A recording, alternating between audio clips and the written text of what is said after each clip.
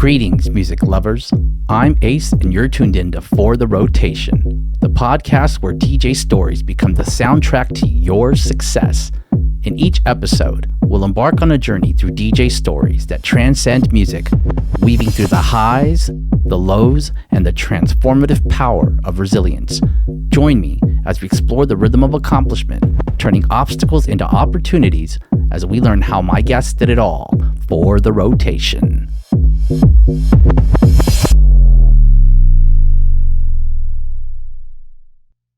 Welcome to a special edition of For the Rotation. I'm Ace, and I'm with a man who needs no introduction, man.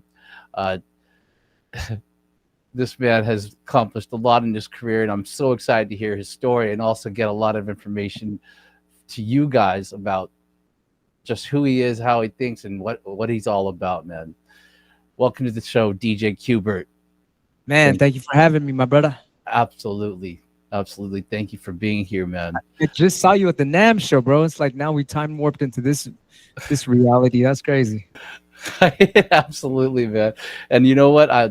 It was just such an honor to meet you, man. And I knew once we talked and we chatted, and I knew that I had to get you on the show as soon as possible. And because I like your subject matter. That's cool, man. I like talking about that type of stuff. You know, it's really important, man, because I feel that a DJ story, and me having a background of being a DJ when I started, and then growing into an audio engineer, I've learned that like everybody has a really, really interesting story with the background of being a DJ, and it's so adaptable and so relatable to everybody's life. And I feel that people can learn a lot from just from a DJ, because the DJ is always on stage, he's playing music, and and you know, it's very few that actually get a chance to put their story out there, and every single one of them has something to contribute to this world, to actually teach, not just about the music, not just about how they play music, but more so how they got there, right? And that's the real gist of For the Rotation, because it's for the music, and it's how you became who you are for the music and what you've learned along your journey. So I'll start this off the way I always started off, and then we'll just carry on from there, man. What was your when was your introduction to music, and who brought that to your life? I mean, you know, my mother would say that when I was in the womb that I would kick when she would play classical music. And then as a kid, I would listen to all kinds of music. And when I grew up, I asked not really grew up, but when I was kind of like learning about more music, I asked my mom, what's the most advanced type of music? And she would say like, oh, you know, classical and jazz. And I was like, whoa. So I started studying a lot of jazz music, and I got into Miles Davis and John Coltrane and Thelonious Monk and, you know, everybody, you know, Art Tatum and, man, everyone, you know, just you name it. You know, I studied all the documentaries on jazz, and I learned why they were good. And then I started getting into other arts, you know, Picasso. Why was Picasso good, and the little things he would do, and you know, it just, and on from there. Anyone that was great at their craft, I was interested in why they were good and how did they get there too. Kind of like what this show was about. You know, getting the secrets right away. You know, it's almost like interviewing whatever, you know, it's whatever, Bruce Lee, you know, it doesn't have nothing to do with music, but it does have something to do with music if you translate it in that way, and you see the comparison of it all. And it's a beautiful thing when you see a solution to a problem that's like, oh damn, I didn't even realize that I was looking for a problem solving thing that applied to my art, but it's there, it's everywhere. The universe gives it to you at the exact moments in your life. I'm a firm believer in the understanding of the universe and actually trying to connect yourself with the thought process, right? There's signs everywhere, and it's interesting that you brought that topic up, which is like finding solutions, and there's answers everywhere. Along with this show, it provides answers to things that arise throughout our lives that actually are completely relatable to everything that we do. And I'm curious to know, like, were you a musician before you touched the turntables? Or no, not at all. I mean, in my spirit I was, but I didn't know it. I would just I would do my thing and scratch, and then after a while I was like, wait a minute, this is a musical instrument. And so I just took it from there. I'm like, oh shit, this applies to all these things that I'm about to study. And then I asked the question about the jazz thing with my mom later. Interesting. So when did your hands first touch a turntable? Oh, well, shit. We didn't have CD players. We didn't have. Some people are like, "What's a CD player now?" We didn't have. We didn't have MP3s. We didn't have waves. We didn't have computers back then. It was strictly just records. Everybody had record players in the '70s, and Yeah. so I grew up in the '70s, and that's everything I touched. The children's toys that I had were records. Like little stories and shit, and Yeah. that's I played with that shit since I was a kid. Hmm. So was there someone instrumental in your life that introduced you to the craft of actually DJing, or how did you come about like, you know okay, here's two turntables and a mixer. Were you studying someone? Was there someone that inspired you? We would go to these little parties and stuff, and they would have these whatever weddings or whatever, anything, and we would go to them. There was always a DJ there, Right. and it was like, whatever, okay. But then one time there was this guy that was playing some electro stuff, and we were into popping and locking and all that stuff. But I wasn't that good at it, but we were into it. Yeah. So we were collecting all that music, Egyptian Lover and all the electro stuff, Electric Kingdom and all the Planet Rock stuff at that time. And all of a sudden the DJ was up there and we were like, oh yeah, this is the music we like. And we were just, getting food, whatever at the, you got the all you can eat food and shit. And then we sat down and all of a sudden the DJ was playing a Kraftwerk. It was, and then all of a sudden he went, oh, oh, oh, oh, oh. And we're like, holy shit. And so we were like, what is he doing? And that was the first time I heard scratching. And we went home and everything was that. We was like, hey man, I'm hungry. I want to get some food.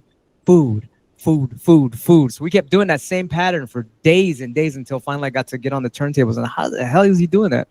And I didn't know he was using a fader. So when I went home, I was moving the record back and forth and it wasn't making it, like I would scratch whatever. Oh, Right. but it would go, what? And I was like, how does he make it not have the backward part? Because he was using the fader, of course, Yeah. to cut out the backward sounds. And that came a little later. But anyway, I'm getting ahead of myself. But yeah, it was back then. I was about 15 years old. And I heard that. And then, there was another guy on TV, DST, Rocket, that song, chip, chip, Fred, chip, chip, chip. I didn't even know that was scratching. That was too advanced. I thought he was just... it was so over my head. It was like a blur, like I don't know. It's almost as if you see an alien that's from a different world and it's so advanced that it's just a blur. You don't even know. Everyone's like, what are you talking about? We've never seen an alien. It's like something that just goes over your head. Like when you're a kid and they show you some shit and it's just like, yeah, whatever. And then later you get into it. So it's like when I heard that rocket scratch, it was like, I did not know what was going on, but I knew it sounded cool. And so that was another early experience of scratching. Man, there's so many things, but I think one big thing is when I learned about scratching, when I finally figured out the universe has a way to take you to the next level, and I got introduced to my partner, one of my best friends. He's in the Invisible Scratch Pickles. His name is Mixmaster Mike. It was about maybe a couple months later, and he showed me, you don't have to go there was other shit like tick, tick, tick, tick, tick, tick, tick, tick, tick, and all this other type of scratching. I was like, damn. So that was like my first introduction to how scratching can get more advanced than we think. Right. You know what? It's a really interesting concept because I feel that, what's interesting about what you're saying is that it all begins with your imagination, right? And it begins with your ears. If you can actually imagine it and hear it, it's possible. And that's what's really interesting about just the craft in general and how it exercises the ability to actually do the things that you do, or that people do on the turntables, is that if it only manifests because we actually can hear something first, right? And that's the beginning of it all, and that's also the beginning of your journey of becoming who you are. And I'm curious to know, like, what did it take you, like, what was your process of becoming DJ Qbert? Like how did that become about, like, as far as like what type of resilience did it take for you to become like that? Like, was it a lot? How much practice did you do? And what I was mean, there was a lot of ups and downs. I mean, there still is, but I now I understand that the ups and downs are part of it. So it's like I always talk about the waves in nature. That you got your ups and downs on the waves. You got the winter, you got the summer, winter again, summer, whatever. It's all, a bunch of, how you call it, roller coasters in life. in And so life? when you don't understand that, you're gonna see the down part. And you'd be like, "What the hell? This sucks," and then you're gonna leave. But if you understand that right after the down part, there's an up part, then you will stick with it. And so luckily I stuck with it. But that is pretty much kind of like my life story. There's days when I'm like, I'm not feeling it. So then I use that to be like, okay, I'm just gonna drill freaking monotonous shit so I can get the scratch down. So on my up days I could, flow and shit. But that's I guess, going back to the beginning, it was discovering that, like, oh, this is fun, and then discovering the shit when it's like, oh man, let me, your friends could put you down or something, and you have to understand that it's after a bad day, a good day comes. After a good day, a bad day comes, and just on and on and on. And so that was I guess that's my early beginnings of all this, and to understand that life is a balance in that way. Is there a person or a member that was in your group that actually carried you through these difficult times? Did you have that person? I had everything. You name it. In my crew, you had haters in my crew. You had guys that were like, "Yeah, you could do it," but it was mostly because of my mother. My mother was a Mary Kay, queen of recruiting for the United States for 5 years in a row. Like, she had the freaking Wow. crown in the whole United States. My mother, like, of all people, it was the weirdest thing. And she would go to Dallas and receive, like, it was almost like a beauty pageant. They would receive all these awards, and she got crowned, and she could, walk around the stage, just like the freaking beauty pageant shit, but for cosmetics recruiting. And Wow. she would always listen to these tapes, and the tapes would be like Anthony Robbins and people like that would just keep saying, "You are the greatest. You can do anything. God flows through you. Whatever you want, you can achieve." All this positive shit Yeah. in a life of negativity. And without that, then, oh boy, it would have been a disaster. So I implore people to just keep telling themselves that all the time, that God is within you. God is in everybody. It's like, if you don't believe in God, then I can't help you. But God is in everyone, and you have to understand that, and have faith, man, and just keep going. Do not stop. Do not ever give up, and just keep going. And it's almost like, how you ever see those memes of the guy digging for gold, and he's like, fuck it, I stop, and the gold was like right there. Like the next hit with the pick, he would have fucking got it. So it's like, never quit. Some things, all the patience and hard work, it's gonna pay off. That's beautiful, man. And I remember, like, when I did the short interview with you, when I asked you, what's one thing on your journey that you've learned that you believe people should know to help them achieve their dreams. You specifically touched on that topic, and you Oh, shared. sorry, I repeated myself. Sorry. No, actually, you elaborated a little bit more, and actually, I love that, because that means what you were talking about, you're truly passionate about, and it means something to you to share that kind of information. And I'm a firm believer about what you just said. We all have that beauty in us, an ability, and also you spoke on the topic of angels, right? And the angels are waiting for you to actually live your purpose in your dream, right? And that's I can see that in you. I can see that you actually have encompassed that understanding and that belief, and also you live through that actual through that process, and that's why you're able to share what you're sharing today. Now, let me ask you something, and this is going a little bit deeper into your psyche, and how you've created what you've created, because I've been following you for many years, and I've seen you perform. And when I first started seeing you perform, man, you were making sounds out of that turntable that nobody was in the beginning, right? And I'm really interested in understanding, like, how did that come about to you? Were you was all this inspiration that you were going through, and the imagination of these sounds that you were making with your hands, like what like where do you believe that came from? I mean, with everything, it starts with imagination, and they got all this quantum mechanics, quantum physics, and all that stuff, and it's like Mm. whatever is possible in the universe is pretty much infinity. So anything you imagine, can come true, Yeah. and it's infinite. So it's like just usually when you go to sleep. And you wake up in the morning, you fucking grab. As soon as you wake up, you grab your phone and do all this shit. But instead of doing that, Yeah. sit there and meditate a little bit, and boy, you'll be half asleep and half awake, and you can imagine some amazing things, solutions to problems. You can think of music, like if you're an artist, if you're a break dancer, you can think of the weirdest moves. You're connected to God right there. You're connected to the quantum universe. You're connected to everything, so you can imagine the most wildest shit, and then it's like, all right, we're gonna work on that. So you get up in the morning, you be like, okay, I'm gonna be the best version of myself, Hmm. and so I'm gonna imagine the wildest shit right now. Boom, and it's like, oh, I love it, and it's usually your passion of what you love to do is the funnest thing to do, of course, because it's your passion. So you start dreaming about that right when you wake up. You write it down, because sometimes you forget, whatever. Record it. I don't know what you do, but just keep on thinking about it all day and be like, yeah, let's do this, and you come up with some stuff usually that will be better than your imagination in the long run. Huh.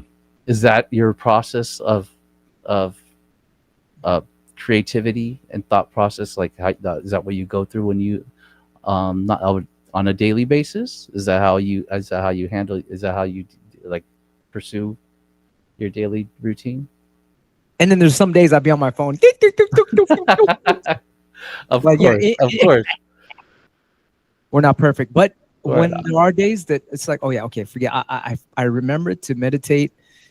It's not really a meditation. It's more of like just like you're awake. Okay, I'm awake right now. I could fly around in my dream, Mhm. whatever, blah blah blah, and go to a freaking futuristic city. Let's go see what the DJs there doing. It's like, oh shit, they're doing some shit over there. I'm gonna copy that, and What? whatever, and you do your three things after the whole when the day you get up, you do your three things. You got your spiritual, you Mhm. got your physical, you do your little workout thing, and you got your mental, your whatever, all the matrix shit you got to do. And then after you do, you're back into the non-matrix world, which is your thoughts from God and making the world a better place with your gifts. And that's the passion part. And True. that's kind of like yes, it is. That is my daily thing every day. I try to improve myself every day and get to a higher version of myself every day. Mm. Why not? Yeah, of course. And so can you share with me a time in your life that you in your life where things became very, very difficult, and how did you pull out of that in your career? That's every other day. Like I Yeah. said, it's ups and downs. I'll be like, all right, I'm gonna go make a beat today. I'll make a beat on my drum machine, and oh, that fucking sucked. Then the next day I'll go in and be, whoops, that's the shit right there. And so it's like it's just up and down every day. So it's normal, because even if it sucked, oh man, there's a lesson in there to be learned. And so you got to look at every freaking time it's negative, it's always a positive in there somehow, some little lesson that will take you to a higher knowledge kind of tidbit thingy. How you like English, but you get it. Yeah. Yeah. So no matter what, it's always some freaking lesson that will turn a negative into a positive. That's very true, man. And one thing I've learned also is it's also in order and to improve within, it's also important to give back. How important is that to you, giving back? Oh man, that's one of the biggest lessons. I'm really into the like you said earlier, the keys to the universe, the whatever the secrets of the universe, and they said if you want to receive stuff, which sure I want to receive stuff, they say you got to give. So I'm like, oh, is that it? That's real simple. It's just karma, right? God, the universe, whatever, the higher powers, it knows what you deserve. Yeah. So I'm like, man, forget this. The whole money thing is the matrix. You know what I mean? They have this thing, it's called the money magic system, and it gets everyone stuck. Everyone's just fighting for money rather than using their gifts to give everyone things. And so I give away everything. Like like I said, I make beats too. I put out these albums that are free. Albums that are free. They're just beat albums, like 6 or 7 beats on them on DJQbert.com, and we're up to 80 albums right now for free. There's like 6 or 7 beats. So that's almost like 500 free beats, and there's sound effects in the front you can scratch. Oh man, I love giving, and it comes back to me, and maybe not in money, but it comes sometimes it does. Sometimes it comes back to me in just being happy. This is what I learned. The ultimate happiness, it's on my Instagram, you'll see it. The ultimate happiness is in giving. The ultimate evil is selfishness. So it's like, shit, I want to be happy, so I want to I like giving stuff, and I don't like to give and there's these monks. All right, let me give you an example. Go deep. Yeah, there's these monks. They fucking have this thing where you make gifts, right? And they make the gifts and they give it to the other monks, but they don't put their name on it. They just kind of leave it there. They put the other monk's name on it, and the other monk opens it, and the other guy that gave it to him is like looking, not really looking at him, but with his eyes like looking, and the other monk opens it and he gets happy, and then the monk that gave it to him doesn't even want credit. He just wants that. He just wants him to be happy or her to be happy. And so I like to do that. Like sometimes at Christmas I do that. I make a bunch of gifts for everybody, and it doesn't say from who. Yeah. But by now they know it's me because I'm the only one that does it.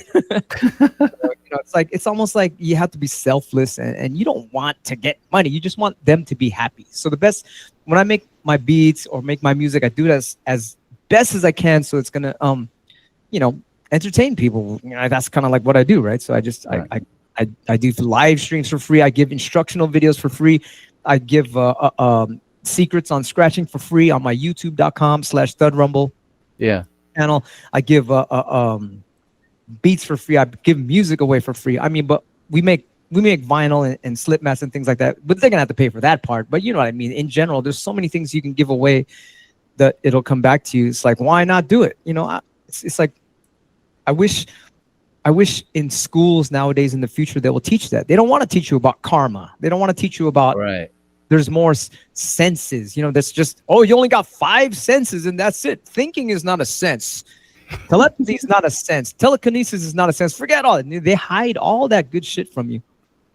So in the future, I think from now on, I think people are starting to get it. A lot of the what is it called? The indigo kids, they're getting it. They're like, no, there's more to all this, and people are starting to discover that what karma is and helping people, and it's all coming back to us. They don't even teach fucking love in school, how to be loving to each other, or how we can all come together and be like almost not in a negative way, but like a hive mind where we all think for positive creations on this world. If we all thought that, it would fucking transform our planet real quick into something like a heavenly place. I believe, yes, and I agree, because I wasn't taught any of those things growing up, man. And I'm an '80s child, so I probably one decade right behind you, but at the same time, I agree, and I feel that the culture and music, that brings a lot of that out of all of us, especially people who are in the industry, and meeting you, I can see that exists, and I'm curious to know, like, if I can kind of take you back and wanting to understand certain things that happened to you in chronological manner in some ways. So the whole part when you started playing with the turntables and started like playing music, when did you find yourself wanting to make music or making beats? How did that transition happen? I think around the 80s, maybe before I started competing in the DMCs, I was making my own. I think I had a friend named Johnny Crush, and he would make beats on the SP1200. Yeah. And then I was like, I want to do that too. And he's like, right on time. There's this new machine called the EPS, Sonic EPS, and had all this sampling time. And he was showing me all these ultimate breaks and beats. And I was like, what the hell are these funk breaks? This is like old music. And he goes, no, wait till the break comes on.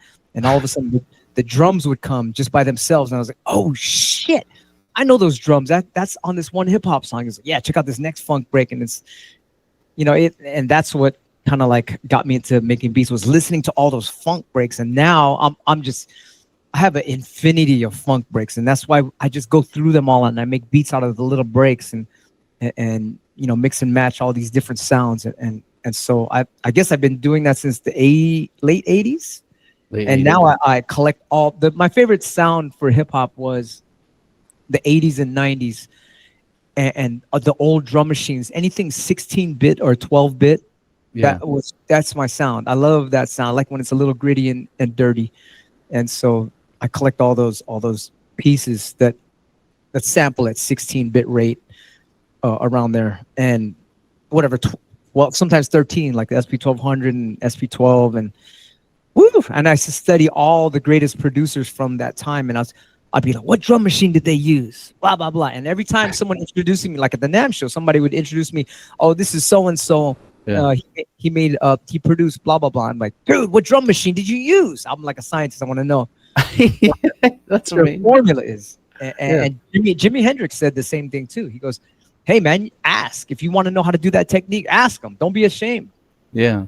So yeah, and I'm still learning now about different textures and how they made this. Why does that beat sound like this? How come it's where does it get that grit from? Blah blah blah. How do you compress it? All this stuff. I'm still a student at it too.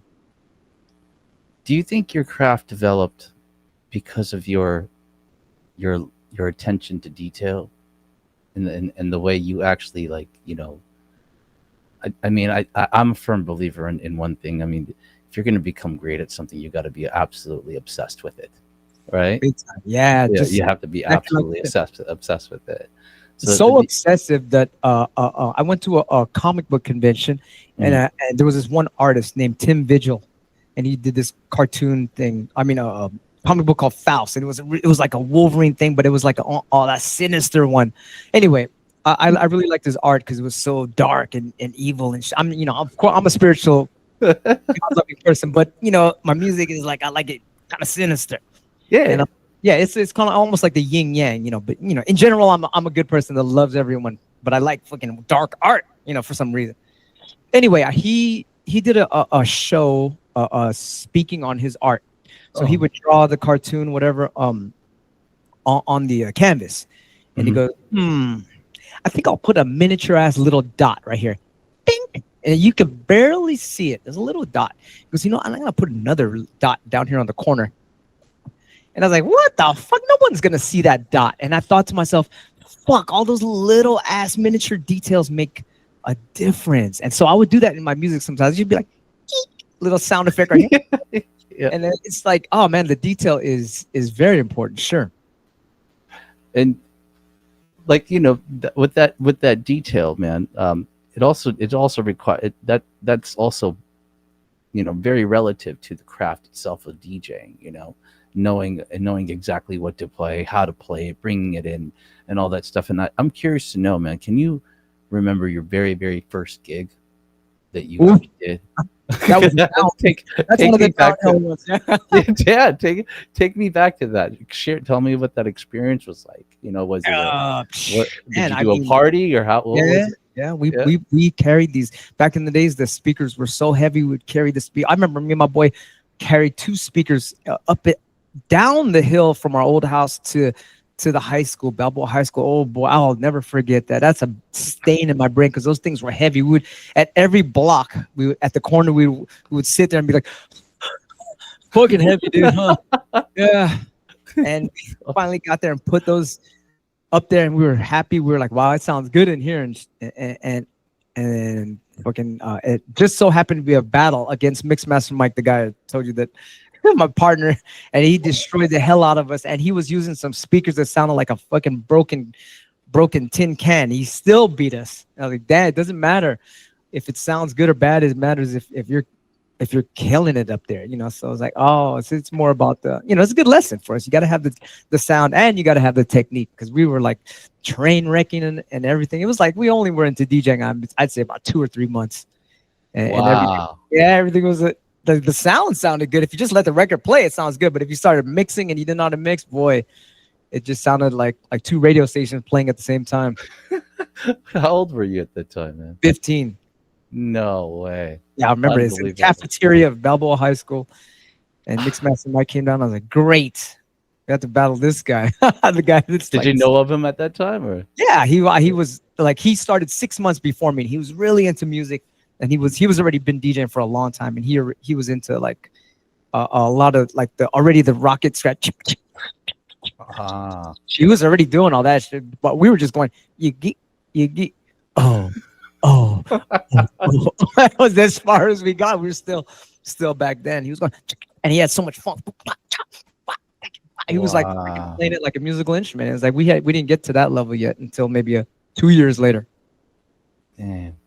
But that says a lot about the determination, and you know what you're. I mean, Yeah, you beyond. could have gave up right there. You could totally gave up. Or with just the speakers, man. It's just carrying the equipment down to where you're at. Records, Just speakers, records, the freaking speakers. the car siren that we got off a You gotta police really car. want it. Everything. You gotta really want it, man. Yeah.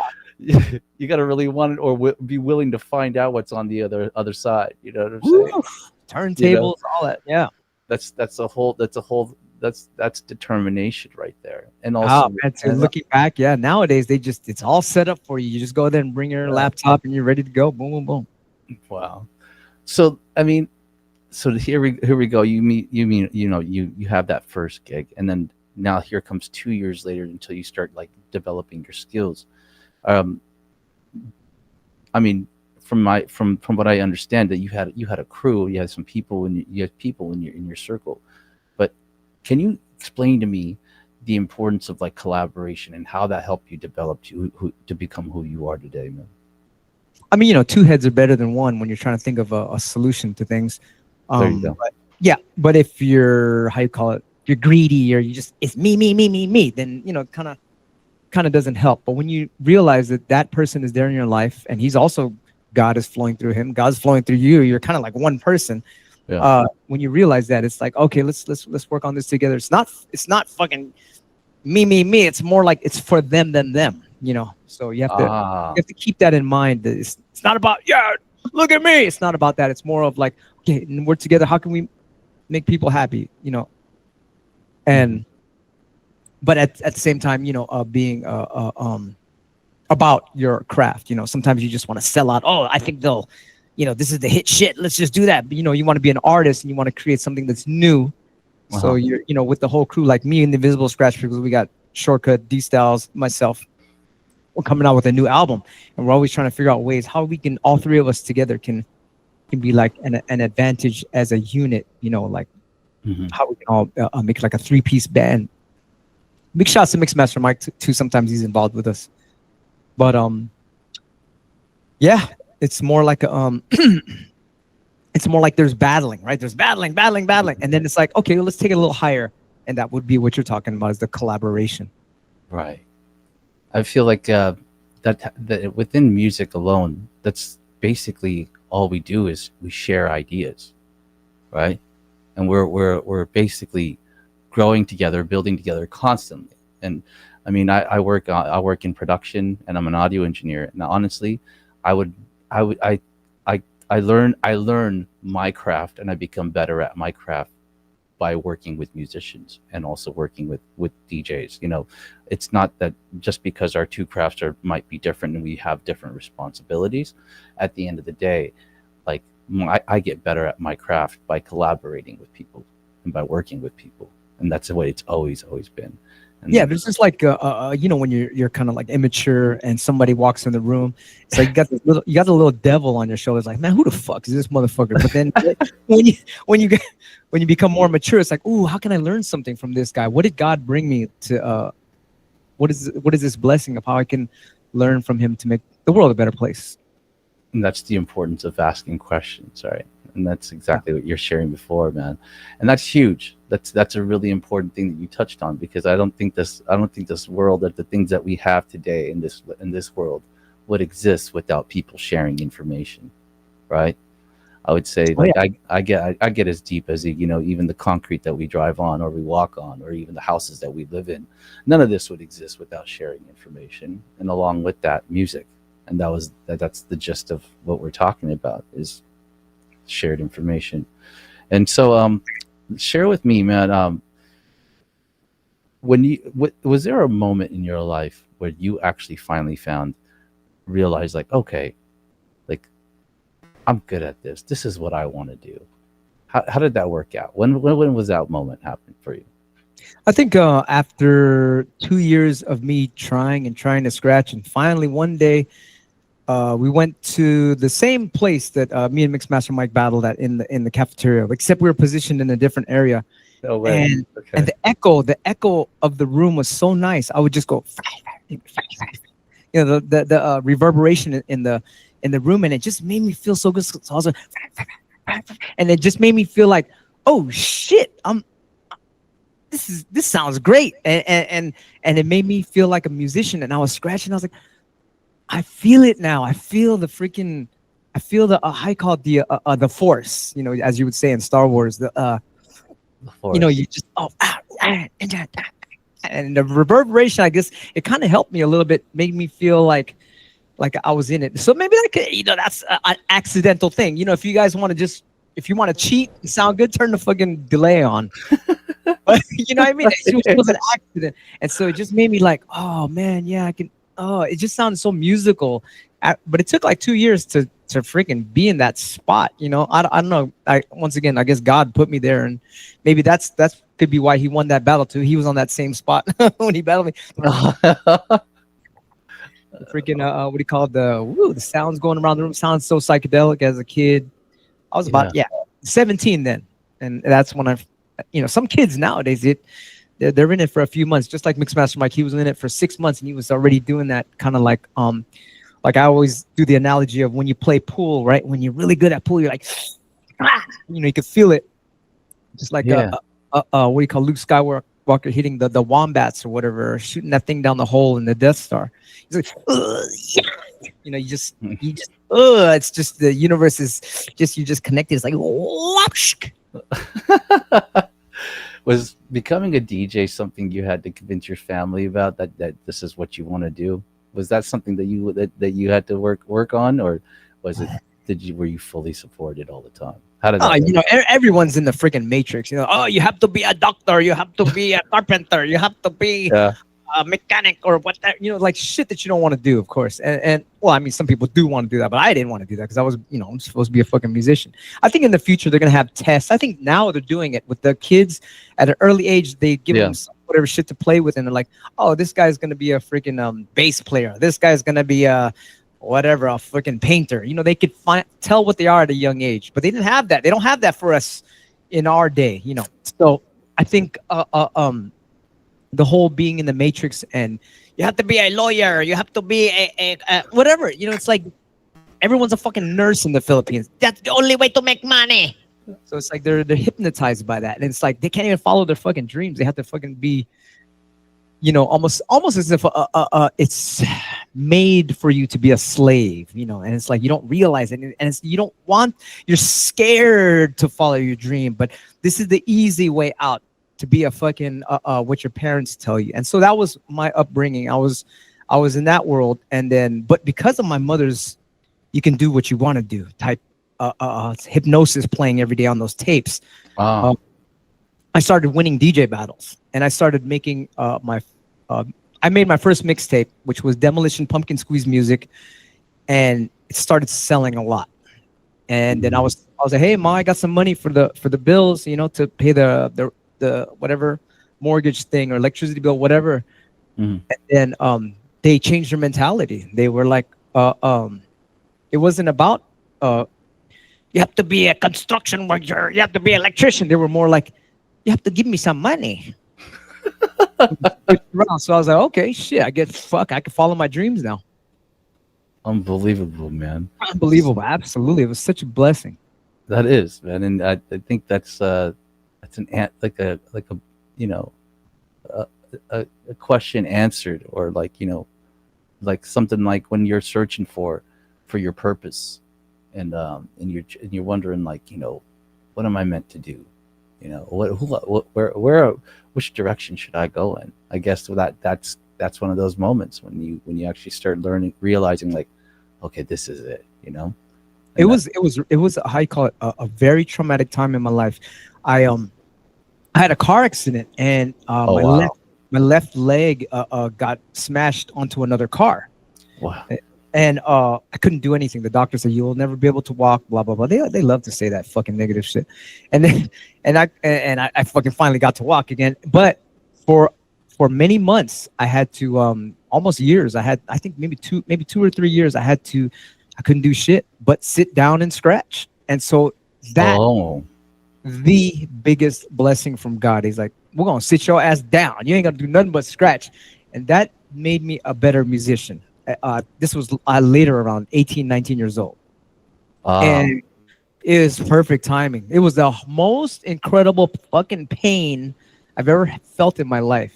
I wow. was this. There's no pain worse than this. I was like almost out of my body, looking at myself, being, dude, you're fucking fucked. It hurted like fuck. But from that experience, just sitting there and practicing, I couldn't do anything but scratch. There was nothing I could do, because before I would be doing all these body tricks, scratching with my butt, scratching with my elbows, putting my feet on the turntables, all this shit, scratching between my Yeah. legs, fucking putting my nuts on the fader. It was all the body tricks. And then because of this car accident, I only concentrated what came out the speakers. And so I was becoming a jazz musician on the turntables for those 3 years. And so that kind of excelled me on accident from the accident. Wow. Blessing in disguise. Huge fucking sacrifice. It was almost like I went back into before I was born, and God was saying, "Oh, you want to be a scratcher, huh? Well, you're going to have this car accident. Do you mind?" And I was like, "Shit, do I have to? Wow. Okay, let's do it. Let's fucking do it." Let me take your legs out. Crazy, man. Yeah, you see me in the DMC 1991 USA. I'm using a cane.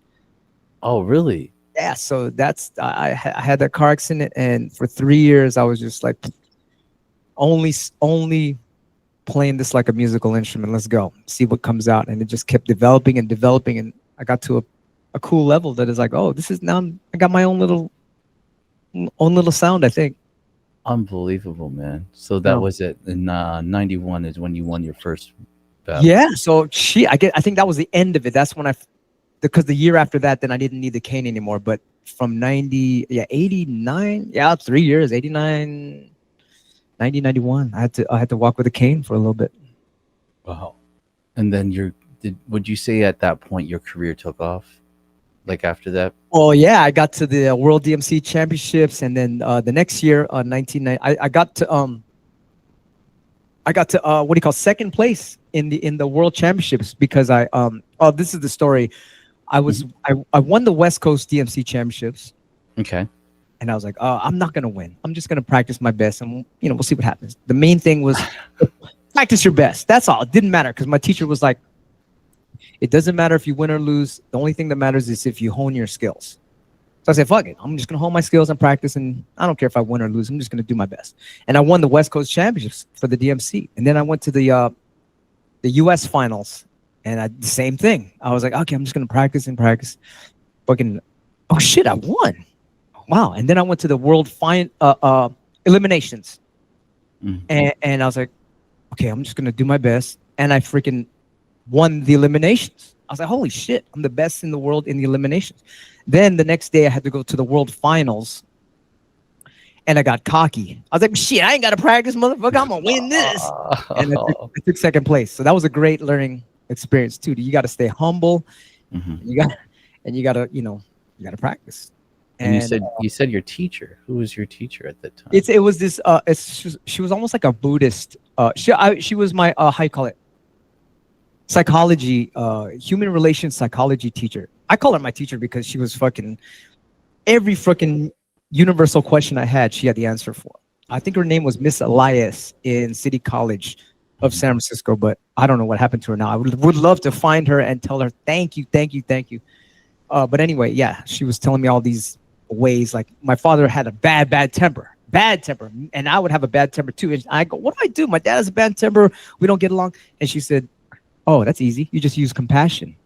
And so I hugged my dad. Hey, Dad, how you doing? And he was, he's supposed to get mad at me, but I kind of quieted down. And the next day we became friends. Anyway, I learned a lot from her. And so the next year after in the DMC, we won it. Finally, we won the world champ. We became world champions because that year they had accidentally had a team competition. So we were the first team to win. Me, DJ Apollo, and Mixmaster Mike. Mm-hmm. my boyfriend since we was kids in the cafeteria. Uh, we won the competition together as the Rocksteady DJs, and that was a full on. Doesn't matter if you win or lose. It only matters if you practice. And all the way to the competition in the taxi cab, we were doing the routine. Chicken fry, fry, yeah, and you go there, blah blah blah blah. We kept on rehearsing the routine in our head. Oh And my. we were all about it. Just as long as we did good, it didn't matter if we got the gold. But then we did end up winning the gold, and that's when the fucking shit took off. Because then the year after that, we won it again. Me and Mhm. Mixmaster Mike, and the rest is history. The rest is history. Well, And it's constantly going too. it is. Still Well, learning. Still, every day still trying to making hone the history. skills. Yeah. Yeah. So, I mean, you're not battling anymore. Is there a time that I am. you are? Oh yes, it's a battle with myself. Not really a battle, but to see how I can become a better version of myself than yesterday. It's always an evolution. It'll never stop. And I love it like that because it's like once again, it's not for me. It's to make beauty for people. I'm trying to at least to make it as different and interesting and appealing to the senses Mhm. more so than yesterday. Yeah. And that's the goal. It's a constant thing. It's almost like success, right? When you find out what success is, it's not an end, it's a continuation. The road is the success. The staircase of getting, somewhere is the success. When you're on that staircase all the time and getting better all the time, that is the success. It's not a stop. Oh, It's not a fucking all right, here, we're done, stop. It's almost like the guys that I think what is it? They went to the fucking moon or something, or so they said, and then they didn't have any goals after. We got to the fucking moon, and then what? I don't know. Then they just fall off the face of the earth. Excuse the pun, but being on the moon. But it's like you have to have constant goals. It's like we just came out with this 8-inch record, and it just sold out. It's a good thing I have fucking part 2 and part 3 ready to go. So that's next. So I have all these continuous goals in life, not just getting better at scratching, but also products and equipment and things that'll enhance the DJ scene and other things too that don't have anything to do with DJing that I would like to do in the world. Like I come from a third world country, which is the Philippines. In some parts of the Philippines, they don't have water. I mean, they have these fucking machines now. You can get makes water out of air. mhm. I would like to supply all those people with that stuff, and things like that. Besides DJing and all that, there's other things that the world needs too. Yeah. I love that, man. You just said a lot, and one. I'll just touch on the first thing that really stood out to me was your outlook and your vision of success. And I think people look at success in a way of like the end all. And I believe I've freaking done that. I've done it. Like, oh right, I got the fucking house and everything and all this shit, swimming pool, all this shit. Yeah. And I learned a big lesson. When you stop, now all that shit can vanish. So I'm like, oh, I got it. You got to keep going. You have to use your superpowers. It's like the fucking how called the fat Thor. Remember in the fucking Avengers, he was like, I'm done. You can't do that. You got to use your superpowers for the rest of your life to make the world a better place. And that is success right there. Now, how would you share? Like, I mean, you shared a lot about how you found your superpower, right?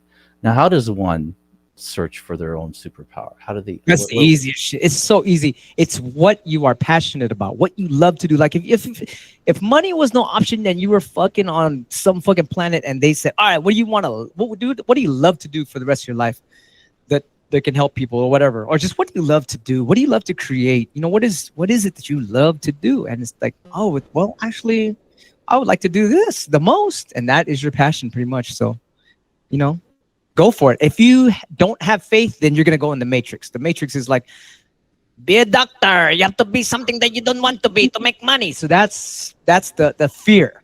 If you have faith in God, you'd be like, man, I'm gonna go for my fucking passion, what I love to do, and I'm gonna make the world a better place as much as possible. Mhm. Have faith, be patient, keep going, don't give up. Something's gonna happen, and you're gonna be like, I am on that road of success. That's beautiful, man.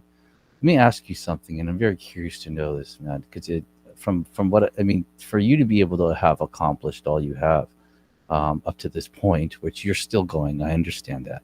Hell yeah. There's you have to they have to dig deep down and find this drive, right? And then like I'm curious to know what drives you. How do you find that drive? How could you share that, like, with me? I look at it as fun. I look at it as, okay, well, shit, if I was going to make this, how can we make it better? And that's the battle. The battle is like, okay, you just made that record. How can you make a better record? You kind of almost look at yourself as, I'm going to battle myself yesterday. I'm going to blow that, whatever I thought about yesterday, I'm going to fuck that shit up. And so that's the competition right there.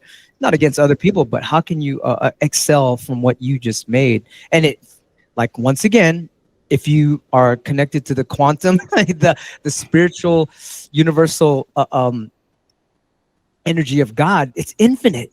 So whatever you fucking are thinking of, you're gonna make. There's an infinity of shit better than what you just thought of right there. So it's like, once again, you wake up or you do the little meditation, and when you're connected to that infinity of, what do you call it, the theta, or what do you call it, shit, the beta, what do you call it when you're half asleep and you're half awake, alpha state? What is that? What do you call that state?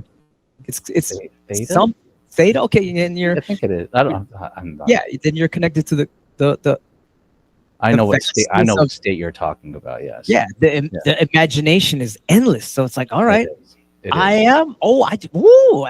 That's a great idea. Of course, that'll blow away that idea. So that's there, and it's, I feel like it's the in between state. Yeah. It's almost like when you're how do you say? It's when you're idle, right? It could be when you're like driving. It could be like in the daydreaming. Shower, in the shower. Yeah, it's all daydreaming. You know The shower, that's a great one. They Yeah. said the shower is really important because you can access your higher self in the shower, because you know how they do the thing, how they call it, the baptism. There's something in the water that they're finding out. They're finding out that the water is connected to the whole freaking planet and the universe. It's this living mind, the water. So whatever you want to reborn yourself into a higher being, it's in the water. So the shower is like the best. You go into a waterfall, you close your eyes and you meditate, and you're like, yo, when I exit this shower, I want to become a higher self than I was before I got into the shower. So you can think of all kind of stuff in there. The water will talk to you. Sometimes I'm in the shower and I'm like, oh, yo, I just close my eyes and be like, I got it. I got the idea. Boom, boom, boom. Yeah. It talks to you. It's a living computer. And have you ever heard of Dr. Emoto? He did all the experiments with the water, and then they freaking show a picture to the water. The freaking, you freeze the water, it'll be that freaking picture. Like, what? How the what? Oh yeah. If you get you tell the water, I love you, this is beautiful water, I love you, or you write down beauty in the water, it'll start crystallizing into these beautiful snowflake looking things, geometric things. If you put a microscope, what do you call, magnifying glass on, I forget what you call it. And then if you tell the water, I hate you, you suck, this is dirty water, and it's gonna freaking be all like scrambled eggs in there, the molecules, right? So we are 80%, 70%, whatever, and I don't know how much percent water we are. So we have to keep telling ourselves, we're beautiful beings, we're our higher self. We're connected. Here We're connected to the water. Yeah, bro. So it's 1000%. Yes, man. So it's like there's something beautiful with the water that we don't understand yet, or it's being hidden from us somehow. So like I mean, I've always thought about it as being like on autopilot, but now that you've actually brought that up, it makes a lot of sense, because I think a lot of throughout my life, things that I have been inspired to do, and the things that I've desired to, or directions I've been desired to move in, or which I have moved in, a lot of that stuff has happened in the shower, and I've come up with like these thoughts and ideas, and I can imagine things that I wouldn't be able to when I get out, and there's just I'm back into this environment of like regular thinking. But when you're I've always found that there's something very meditative about it, and there's something very, very, and also driving. I also have that daydreaming thought process where things come, and I can only imagine. Does that happen to you a lot? Or has it happened to you a lot throughout your life, to actually become the person that you are today, with the creativity to come up with like just the intricacies of your scratches and the things that you've come up with that people nobody had done before? Is a lot of that inspired through the the theta or the in between moments? A lot of it too is also because I'm very conscious of the pineal gland, and that is your third eye. It's right in the center of your head, and I heard the fluoride will fuck that pineal gland up. 100%. I haven't used fluoride toothpaste in, I don't even know. I think I stopped using fluoride toothpaste maybe over 20 years ago. And so it's in our water too. So you have to get like the filters on your house because of the fluoride. And that's another thing, staying healthy. And even the water that we drink, we get spring water, we filter it, and then we re-bless it. And that's what we drink. We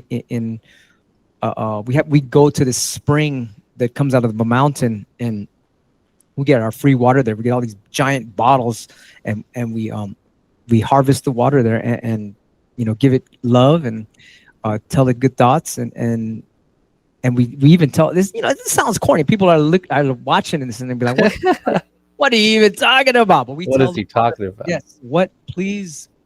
God flows through you. Of course. Let's.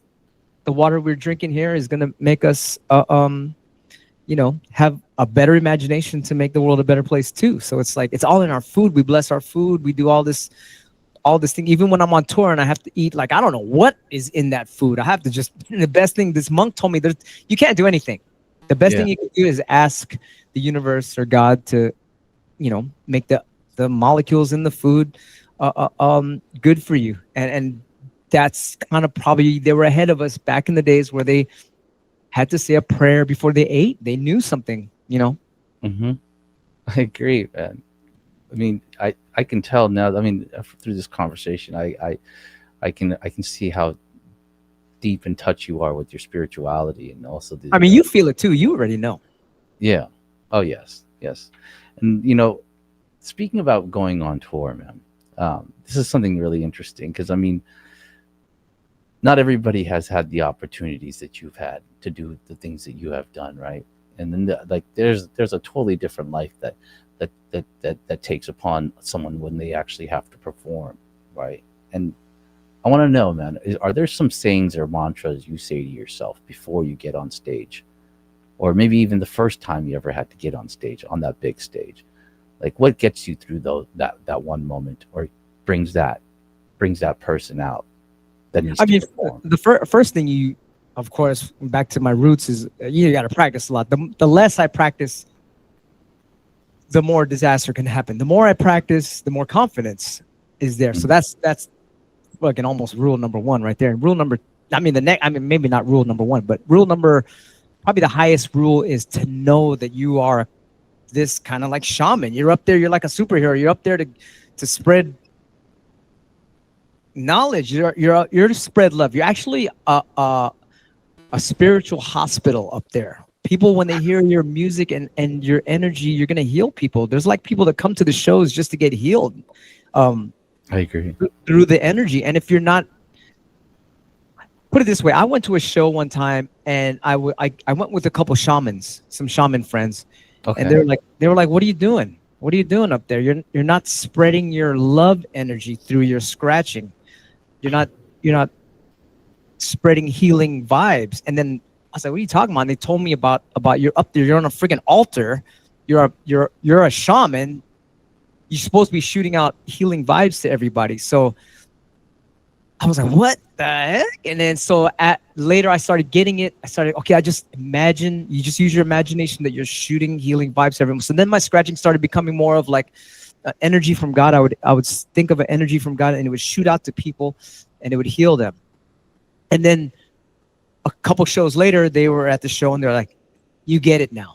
You get it. You're doing it now. So it's like, oh man, I have to be conscious of that too. Sometimes I don't remember, but there are a lot of times that I do remember. It's like, oh yes, that's right. And then it becomes more of a God flows through you easier that way too. It's almost like a cheat code.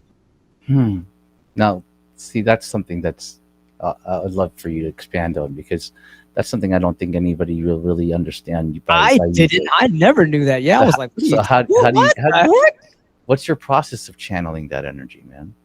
Well, when you know that God flows through you, it flows through everyone. You just kind of connect. Oh, yeah, God, give me the energy to heal people with the scratching. You're not doing it. God's doing it. So you're just trying to make it as whatever you're letting, you practice so much that you're not even scratching anymore. You practice so much that now the universe is doing it for you. Flowing It's like, through you're you. flowing. You're like, wow, this is cool. I'm just flowing. I'm actually thinking of other shit. Like, wow, this is cool. It's like my hands are doing itself. But let me get back to the focus, the tightrope, which is sometimes you'll be on the tightrope, sometimes you'll be off, sometimes you'll fall down. You got to get right back on the tightrope and concentrate on, okay, now we're giving beauty to everyone and we're healing anyone.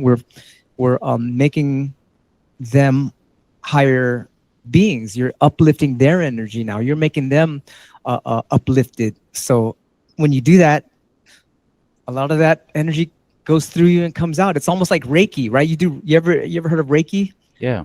You got these healers. They're not doing shit. It's the energy of God going through them. They're just being like a freaking conduit. And so that's kind of like what we are as musicians and artists. We're that connection, that middleman to, connect God to everyone even more so. So what I got out of that is you get to that level through your dedication of practice, and once you reach that level where you've practiced so much, then you can channel that energy. And yeah, it's like you got your technique, you got your funk, you got your swing, you got your a kind of a new scratch, you got a cool little melody, and then you add on and a healing blessing from God at the same time as it all comes out. It's like, whoa! It's almost like a flower, right? You see the freaking flower, okay, whatever, fucking nice colors and shit, but there's some other energy. It's so beautiful. There's something there we don't understand, Yeah. There's miracles, all around you. Yeah, it's an unseen and untalked about energy. It's almost like radio, right? You got the radio frequencies, like, okay, whatever, but you don't see it, but there's a fucking radio frequency. There's all kinds of radio frequencies you could tune in, and we don't see those, but scientifically it's there. It's like a flow state, completely. Oh yeah, for sure. That too, absolutely. Yeah, that how you call it, that Zen area of being one with the universe. Once again, we're going back to the force. The force, yes. Can you explain to me how that moment feels to you? Are you just not in control, or are you just actually? Yeah, it's like a juggler, right? You got a juggler when you first learn. It's like, oh, this is so quirky, but then after a while, you're like da da da da da whatever. You just start feeling it. It's like it's natural. So well, it's like walking or running. At the first, when you're a baby, you're like, oh, you're falling down and shit, and you can't even walk. And after a while, it's like, oh, I got it. It's like whatever. You're not even thinking about it. So that's like kind of like with your art. After a while, it's like it's second nature. But it takes a little bit to get there. But you will get there. And in your own way. What's beautiful is that even though we're teaching these certain scratches or certain styles or whatever, no matter what, everyone's going to have a different personality, a different signature on how to do it. And that's what's beautiful about it. Like if you keep honing into your own signature, you're going to have a different style of scratching than everyone. Everyone will. No matter what it is, your voice will be different from everyone. So if you stick with it, you will come up with some shit that's unlike anyone else. That's dope. And I agree with that.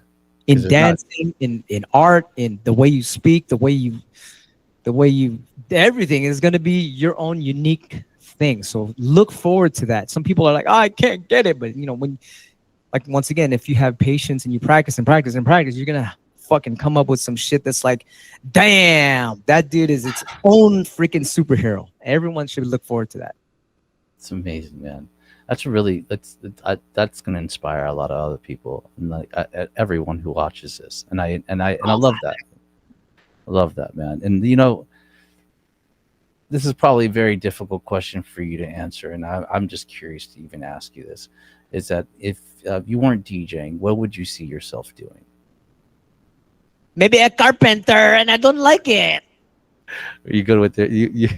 Are you kidding me or not? No. My father was a civil engineer, and we did carpentry work our whole life. I hammered off so many fucking nails. That's crazy. I fucking made all kind of shit, but I fucking hated it.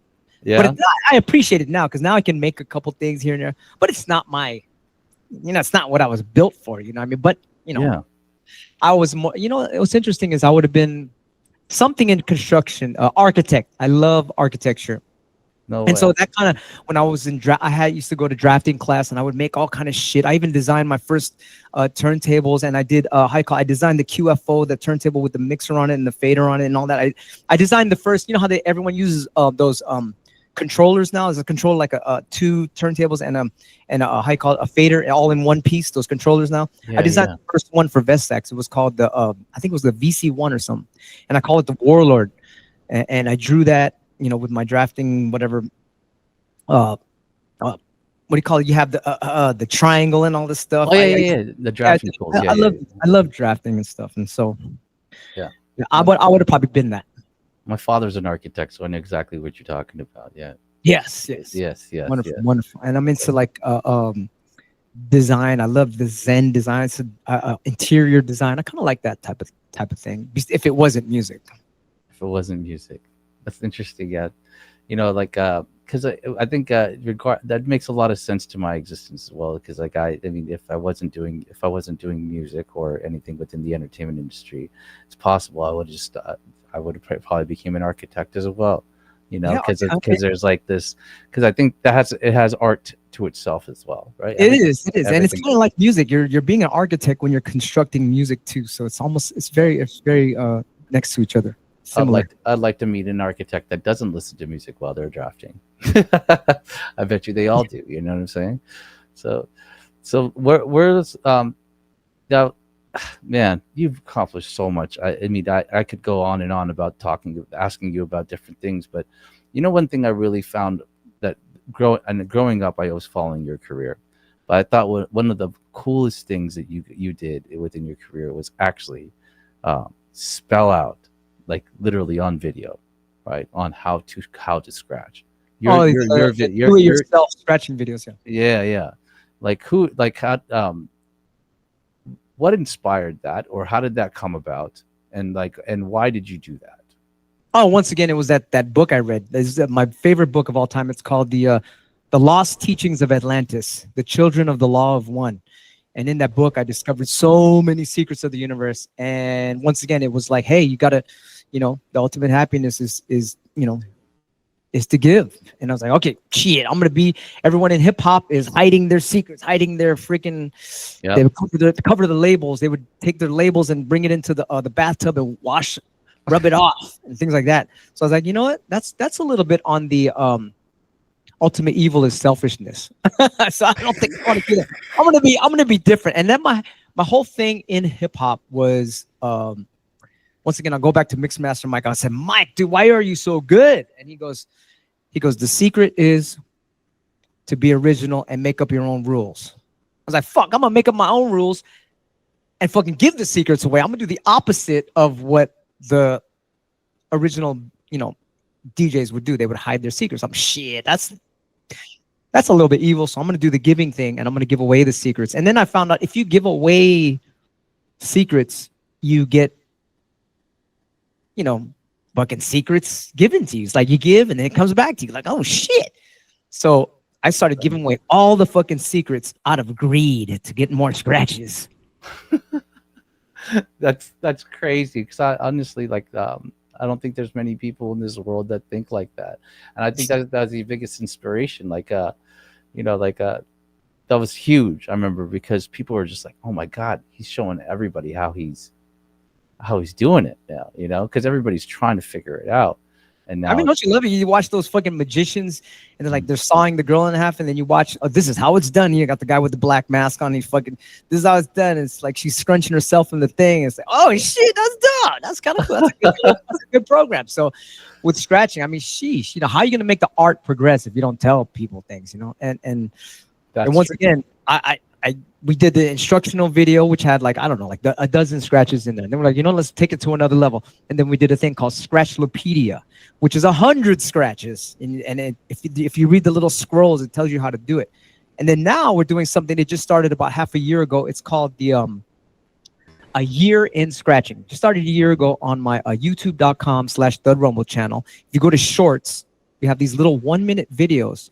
We're putting up a scratch a day. It's almost like a little bit over 1/3 of the year. So we've been doing a scratch a day, and oh my God, it's if we did 100 scratches, which was impossible. This one's gonna be 366 because it's a leap year. So we're like, oh shit, we gotta do another extra scratch. So we're doing these scratches. I'm like, damn, I got all these DJs are helping me.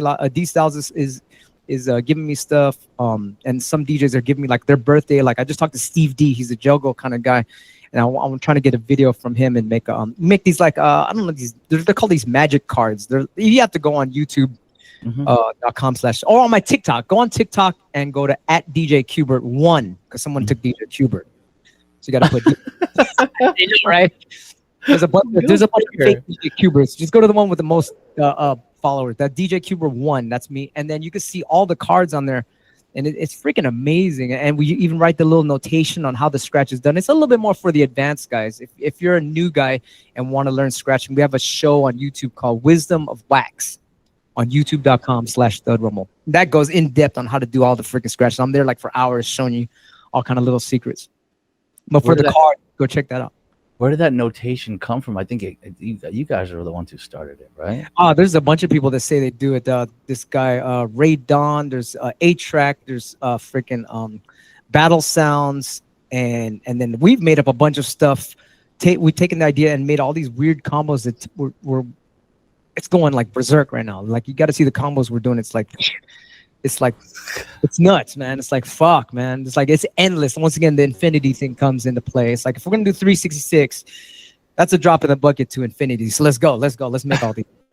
That's insane, man. It's insane, man. And some of the scratches, holy shit. It's like, God. I gotta freaking practice though. Some of the combos, I'm like, I can't even believe we did that. It's like, if you put it backwards, it's another combo now. Like upside down, it's like, oh man, it's forever.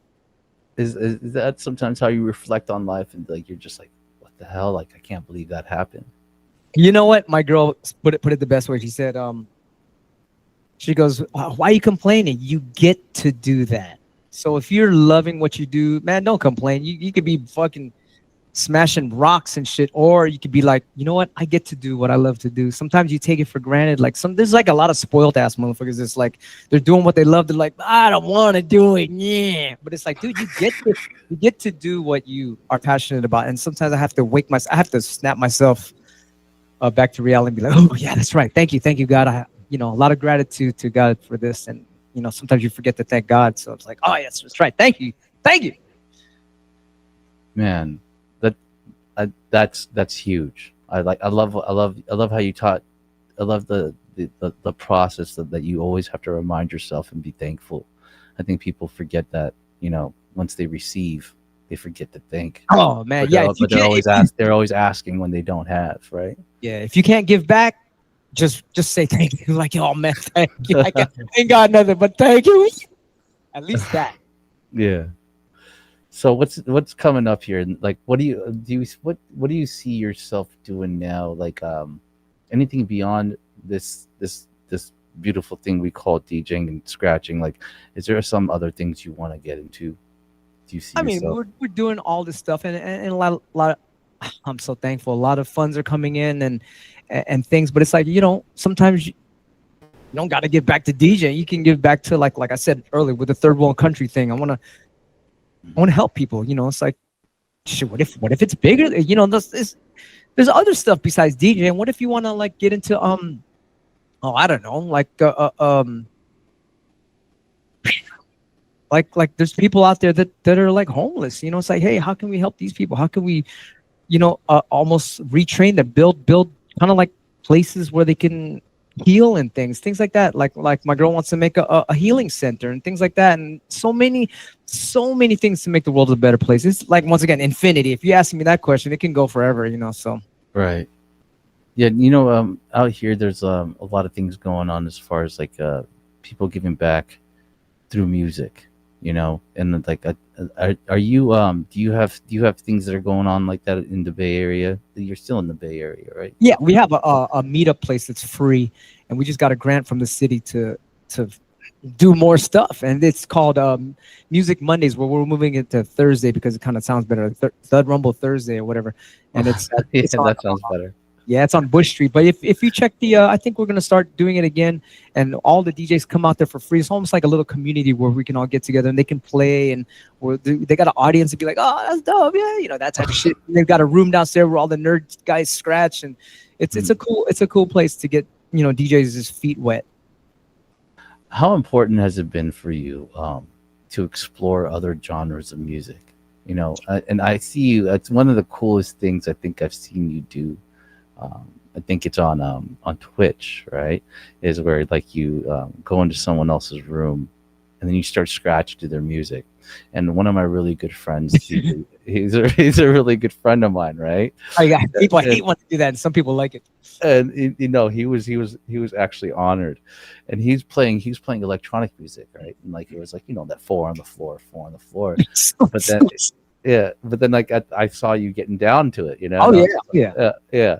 I'm like, how important is that? Because I mean, I know that hip hop is the roots of where you come from and what you do and what the things that funk breaks and things like that. But I mean, there's a whole nother genre of like, there's all these genres and they're also considered DJs, and they don't scratch, but they mix, right? So like how important is that for everybody to understand, or expose themselves to those other parts of the craft besides just cutting? I mean, yeah, there's anything. You do whatever you want. You can make anything you want. If this guy wants to bang on rocks and wood, and that's his music, whatever, man. It's all good, man, as long as you're having fun. But I consider the turntable a musical instrument, and it should be able to blend in with any. If I go to a jazz channel, I better be able to scratch with these jazz musicians in like fucking 5/17 time or whatever. I better know how to flow to that. And so it's like, yeah, music. So whatever they're playing, I better be able to Replicate it. be like water with them. Like Bruce Lee said. That's So beautiful. that's another at the infinitive skills to keep practicing as well. There's a fucking dolphin making noises. You better kind of go with that. But that also got me into a lot of extraterrestrial stuff, because I started thinking, okay, well, shit, what if we got music here? What is the music on other planets? How does that sound? And so I started getting into a lot of those things. And so if you see the titles on our Dirt Style freaking unreleased Dirt Styles, which are free, the 80 albums I'm talking about, which are free on DJQbert.com. All the titles are all about these like unexplained things that we're not allowed to talk about, or you'll get canceled if you talk about it. So we talk about those on the album covers. Wow. And so we talk about like the pyramids on Mars. How did those get there? Things like that. And pyramids on the moon. How did those get there? They're trying to say, oh, we're the only life in the whole universe on this little ass planet. Talking about all kind of stuff out there. Like they have these meetings on one of the moons on Jupiter for like alien species. They come to this solar system. They congregate usually to the largest planet that they have in the solar system. So that's Jupiter, and they have this little thing over there, like the secret space program. They talk about it all the time. These whistleblowers, they have these secret websites where they talk about these meetings on like this moon on Jupiter and things like that. We talk about all kind of stuff that is not spoke about. But yeah, it was the curiosity of thinking about music on other worlds, which got me into all this other stuff that we're not supposed to be exposed to. I'm like, man, expose that shit to me. Which opens up your imagination to absolutely, yes, yes. Creating sound, right? And for that's sure, that's where it comes from. Yeah, what is the scratching over there? What tools are they using to manipulate sound? Or is it maybe it's more of like I heard there's some worlds out there where they sing things into existence. Like, oh man, they got the vibration thing down. Unbelievable, man. I hear you. And so just to kind of close this out, we've been talking for a while. This is amazing. It's great. We can do it again. Yeah. This is a great conversation. Yeah, thanks for asking these questions. No, man, I tried to dig in. I tried to dig into you, not dig or pry, but I tried to dig into your mentality, because can you share with me what's the one thing that you can share with other people that you have learned about life through DJing that allows you to be the person that you are today? And I know that you talk about God, but is there a certain Is there something that DJing gave to you that you could say that you can share and relate it to everybody else's life that helps that they can help? Oh man, I think number one is like fun. It's fun. I love it. I'm passionate about it. I go deep into it. So it's like whatever, man. I know I'm gonna have a good time making music. So If you ain't having fun, don't like. I You mean, gotta figure it well, out. if you're spiritual about it, you can not have fun. I'm like, oh man, I got to do the drill. But it's almost like martial arts. Like you just, but when even though you're doing the drill, you're like, man, fuck, I'd rather be doing this than fucking paperwork at some office. That's for sure. So like, I turn that into fun. So I agree. I agree. So there are times in your career oh when yeah, you're once just again, like, there's the oh my ups and god, downs. Oh, all the time. But you have to be like, I get to do this. I get to freaking drill all these drills. I get to do this monotonous drill. And then sometimes when it does get monotonous, it's like, you know what? What if I make it musical? What if I turn it into fun? Like I'm gonna make the drill make a little melody.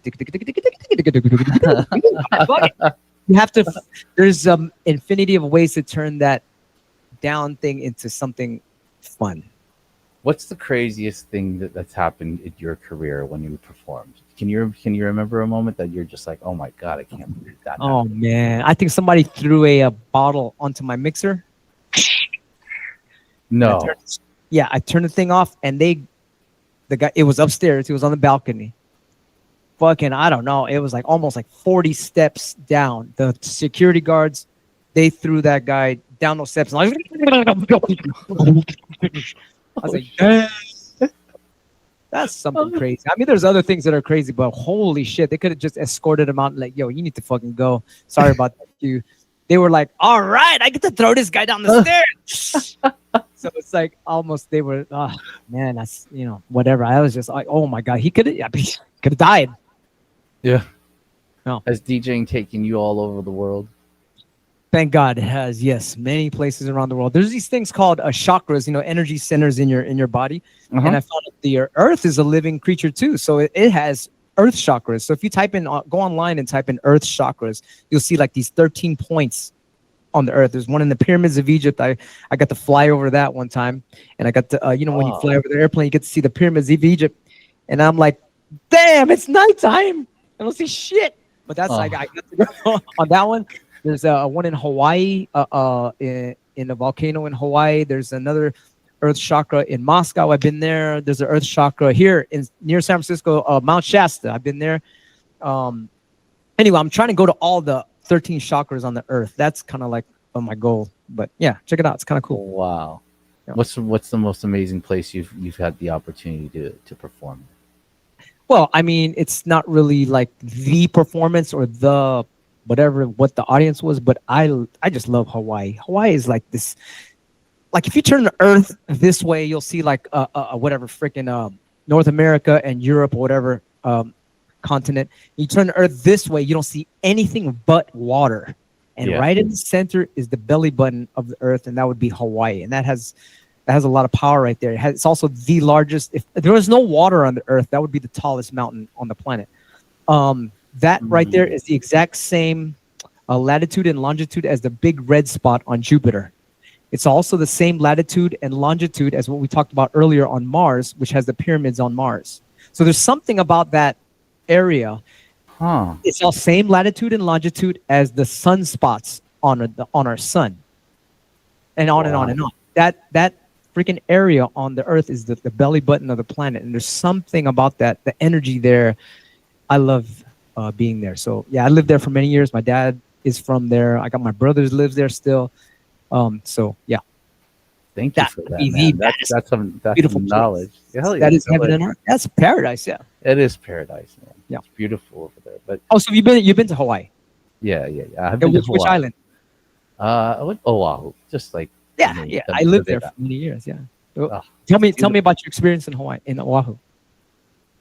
I think so I was working in production at that time. So the most interesting thing that I found at that in Hawaii is that they have something called island time, right? Yeah. And everybody is super chill. Oh, it's too chill. And it's like over here, like it's like God, I got to get to this plot. Got to be here. I got to get this done at this time. But for some reason, like over there, time goes a little bit slower, and the energy there, it just keeps you at a very calm pace. So you actually can think a little bit clearer. And along with that, I mean, there's a 3 hour difference from here to California, right? So the coolest part was like I was waking up mad early, all the time. I was just like, this is sick. I'm getting to see the rest of like the majority of the day. But for some reason, no matter what, I could never put my finger on it. But there is just this calming, most like serene, like I was in serenity, like all the time while being there. And just the sound of water, just or the mass of water being around you, just made you feel very, very like almost like a blanket, right? And so, I mean, over there, you just have a completely different perspective on life, and you actually tend to enjoy every minute and every moment, which is how I took it, you know. I Like agree. I agree. That's probably the best place if you ask me. Even time with friends or people, right? Sitting down there and actually having a moment, like even eating, talking, whatever it might be. It's just like you actually value it. You actually value it. Your mind's not sitting somewhere else, or like I have to be somewhere else. I have to go somewhere else. When you're there, and you're living in the present. That's how I feel about Hawaii. Yeah, it's a beautiful place. The temperature is exactly perfect every day. Always. 78 degrees, no matter what. It's just like, oh, that's exact temperature right there. Boom. Can't even feel it around you. So it's like, it's the most beautiful place ever. Yeah. And all the islands have their own little different vibe. It's awesome over there. Yeah. It probably brings even more creativity out of you, right? Or just the right amount. Yes and no, because sometimes you could be in that and be like, I don't got to do this shit. Next thing, I gotta do shit. That can fuck you up. So you have to be very aware of that, and you have to be disciplined. You have to have that balance. Get stuff done and to go ahead and relax. You got to have both. Yeah, I mean, nobody ever showed up on time for their shifts or like things like that. Like when I was there, right? So like, I was like building like big shows and productions, and like, I mean, I was like, okay, gotta be there at 7. I was there at 7. Dude. I was standing there, and they're like, when are these guys gonna show up?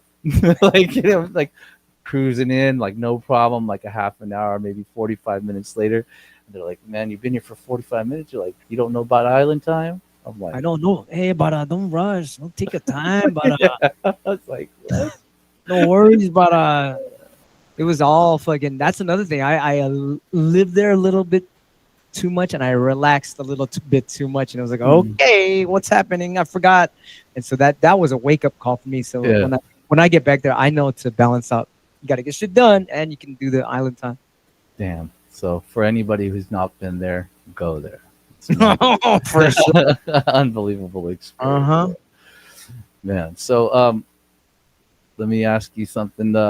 Well, I don't think you really need to plug, but I'll go ahead and let you go ahead and plug yourself in and let the people know how they can get a hold of you. I think that's always important. If there's someone here watching this who's just gotten introduced to you. I mean, we got all the goods on djqbert.com if you want all the free music. If you want to see what I'm doing in my daily life, usually Instagram would be number one. If you want to get into the instructional things and all the super deep nerdy stuff, get on youtube.com/thudrumble, and there's all the how-to scratches on there. And if you want to see all the new cards, we're coming up with a scratch every day, old and new and stuff that's never been done before and everything in between. Go to TikTok and add me at DJ Qbert1, because of course someone took DJ Qbert. A couple people took DJ Qbert.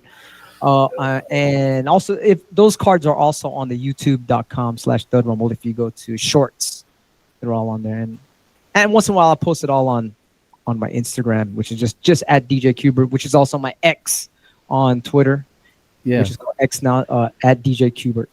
You're one of the very few DJs that actually has social media accounts on almost every single platform. A lot of them don't, man. A lot of them don't. That's kind of important. Yeah. Not all platforms. You just kind of pick and choose on certain ones. That's interesting. Important. I mean, we're trying to. The thing is, we have this newsletter, which is even like some people that are not on social media, just get on djqbert.com and subscribe to the newsletter for free, and you'll get all the updates like at least once a week or 2 weeks. That you'll get all the actually you get discounts and all kinds of first dibs on all the limited edition things too.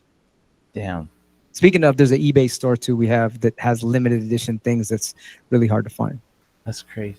You know, one thing I never got a chance to ask you. So, like, were you born in the Bay Area?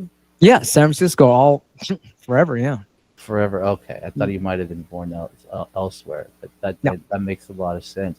I only lived in San Francisco and Hawaii, and that's pretty much it. Wow, man, that's Bay Area has some culture, man. We have a problem over here in the Bay Area, which is New York has cameras on them, LA has cameras on them, San Francisco has no cameras on us. So it's a blessing in disguise that we can just make our own no rules kind of thing. That's true, man. You guys have your like own language. There's a lot of sayings that come out of San Francisco that like nobody else says, and then it's like and also it's the people are, even though you're in California as well, the people are different. I love people from up north, man. We get a lot of hippie people that are into how you call it, nature and things like that. And so, once again, like I told you earlier, I went to the show with a bunch of shamans. It's like, who does that? There you go. Yeah. a lot of that out here. Bringing shamans to your show. Yeah. That's amazing, man. Yeah, the beards dragging on the floor. They have their staffs, and I'm kidding. Oh man. I mean, they're just regular people, but they see other shit. They're like, oh my god, like when I got introduced to one of them, they see things on you like, oh my god, there's a shield around you. You have an armor around you. Q. I'm like, what are you talking about? They were talking about this kind of like they had these like designs and things on. I have this spiritual armor on me to protect me. And I'm like, what are you talking about? I don't see anything. And they go, yeah, bro, you got that. And I'm like, oh, man, that's cool. And they would say, I was waiting for him to say, just kidding.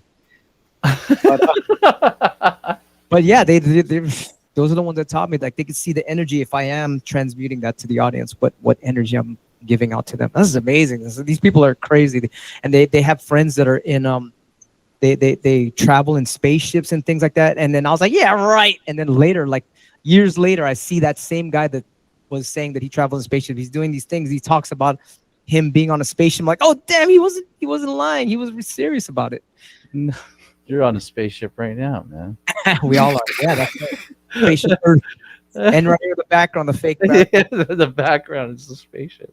Yeah. They're amazing. He said the spaceships, when they go to the corner, like when the floor hits the ground, it's there is no corner. It just curves and everything's all round. So the energy goes into the energy constantly moves around like a feng shui thing around the whole craft. That is just amazing shit. All this info. Like, you ever seen Sesame Street, Oscar the Grouch? Yeah. So in Oscar the Grouch is when he goes, I'll be right back. And he closes his thing and he goes down and he sounds like he's in a huge, big cavern thing. Mm-hmm. They said it's like that in the spaceship. Like the spaceship looks small, but you go in there and you turn small and everything's huge in there. It's like fucking, they have this technology where I guess you shrink or the whatever, your environment gets big, something like that. It was talking, man, there's so much stuff. These amazing people around us. You don't think they're aliens, but they're extraterrestrials all around us all the time, looking after us. And I'm getting too far right now, but no, it's all good, man. This is good conversation. Yeah, the fucking shamans and those people, they would have these meetings with all these spiritual people and things, and it was crazy, man. They're doing all these weird, amazing things, and I don't know who's a good fucking person or bad person, but they all had something in common, which is they had these gifts where they could see other dimensions in their own way and stuff. And I don't know, I'm getting ahead of myself, but we'll talk about that next time. Next time, man. You know what? That could be part 2 of this conversation. But I think you've shared such a great perspective about who you are as a human being or person. And be open. I hope people be open-minded too, because all that shit I said right now could be bullshit. No, I'm kidding. It could, Just everything I said was as true as possible from what I know. But It's your belief, man. yeah, And yeah. everybody and you know what, man? I I want think people to be more open-minded. Some people get suckered into yeah, like the media and stuff, and it's like, come on, use critical thinking. I even made a break record called that critical thinking breaks. Come on, think for yourself. Some people are critical. like, oh, what's the number one song in the? And, oh, that's the number one song. Okay, that's the best song in the world because the media says so. It's like, come on, this shit sounds like crap. Use your own fucking judgment and shit. Yeah. Well, I mean, that shows that explains also like a lot about how you've been able to get to where you are in your career, and also because of you. Well, we just touch on this one thing, or just like you talked about, like breaking rules, or like and I think in order to break the rules, you got to learn them first, and once you learn the rules, then it's important for you to break them because Yeah, I used to be in school, and it's like I would be like, okay, I'm gonna do my homework over here in the corner because it's kind of nice. Like, I kind of like this. Isn't it? Hey, get out of that corner. Go do your work. Why? Fucking, it's nice over here. What's the big fucking deal and shit? It'd be like these little things out in life. I'd be like, what the fuck is going on here? Why? What's up with all these rules? It's like Mhm. it's amazing, and you gotta like not be a sheep, and you have to be like, okay, wait a minute, hold on here. What if it's this way? You have to be. I was always a what if person. There was a comic book in Marvel called What If, and that intrigued the shit out of me. What if Spider-Man was a fucking, I don't know, had a vagina? Things like that. It was like, whoa, like, oh, so many ways of thinking that is also can open your mind. So try to be a what about this? How about this? And some people stop you like, no, don't. You has to go by the rules, dude. That's not by the rules. Like, fuck the rules. Like, make up your own rules. Yeah, exactly. Make up your own rules. Yeah, I And mean, as then long as you're not hurting anyone, fucking make up your own shit. that's amazing, man. So I like to always learn one really important thing, man. Maybe this could help a lot of other people to close out the show, man. Is there something that you could share that you say to yourself? And I was looking for this. I think I asked like about this before, but we didn't really touch on it exactly. Which is, do you say something to yourself when before you get on that stage that helps you push forward, or is there something you say to yourself when times get difficult? I Like, say it to myself constantly, all day long, not out loud, but you mhm. say it to yourself all day long. This is what I learned from Anthony Robbins and all those guys: is you could do anything. God is with you. You are the best. Everyone is the best in what they do. No matter what, you have God in you. So you are the best. Every single one of us is the best because we all have God in us, and you have to realize that. And when you do, whatever you tell yourself, once again, since you are 80%, whatever, 85% water, I don't Water. know, a lot Mhm. of water, you have to tell your water that you are the highest being possible. And the water that's in you is like, oh, yeah, okay, let's go then. So it's like you have to make everything a positive. If you tell yourself, oh, man, I can't do it. Ah, man, all the negative shit, then the water will be like, okay, I got you. It's not good. So you will turn into that. So no matter what, you have to tell yourself, like Bruce Lee said, be like water. You are. So you just have to constantly construct your water in you that is you. Tell yourself, I love you. We love everybody. We're here to help everyone. We're here to make some good art. We're here to God is with us. Let's go. All positive stuff. We are beautiful. Everybody's beautiful. We can do anything. It's constant, all day, all day. And once, like what you said, thank you, God. Thank you for everything. Thank you for even the little freaking challenge right there. That challenge was, that was tough, but thank you for that. Let's go. Sometimes the challenge will come, and then you'll be like, no, I don't want to do it. But then there's another way to look at it. Be like, let's go. God put this here. What are we gonna learn? Let's do it. It's like everything turns into an amazing experience when you Thank see you, it. man. Yeah, I mean, I can go on and on, but it's. Well, I'm very, very thankful for this experience and thankful for all the wisdom you've shared, man. And I thank you, bro. Sometimes people and don't all. ask me about these things, so thank you. Oh man, it's my inquiring mind that asks these questions to bring about different things. But at the same time, you know, you've inspired so many people in this world, so many people's careers, and you continue to inspire, which is a beautiful thing. And And I'm I love still a student for sure. and it's beautiful that you continue to share knowledge. And it's I hope anybody who watches this gets at least one thing, which I don't believe they're just going to walk away with one. They're going to walk away with thousands of things that you just shared. That's going to open their mind to the possibilities of amazing things. So, thank you so much, man. Oh man, we thank God and thank you once again, and let's do it again when you're free.